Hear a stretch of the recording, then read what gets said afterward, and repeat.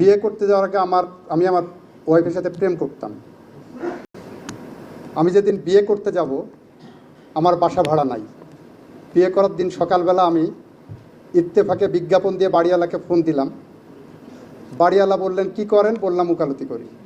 তো বললেন যে না, আমি উকিলের কাছে বাসা ভাড়া দেবো না বলে ফোন কেটে দিলেন। আমি সেকেন্ড টাইম ফোন করলাম।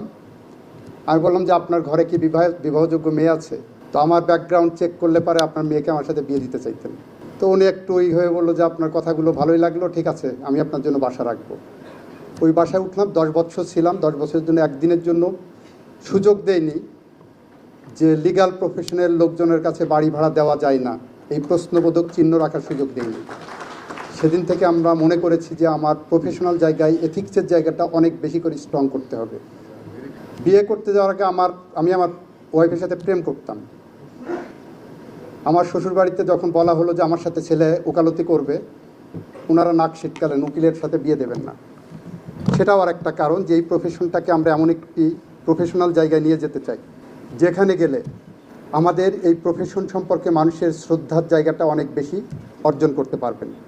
আমাদের বার কাউন্সিলের ভাইস চেয়ারম্যান সাহেব বলেছেন আমাদের শুধু চেক সই করা আর রেজাল্ট শিটে সই করা ছাড়া অন্য কোনো কাজ থাকে না। আমার 2 বছরে তাই মনে হয়েছে।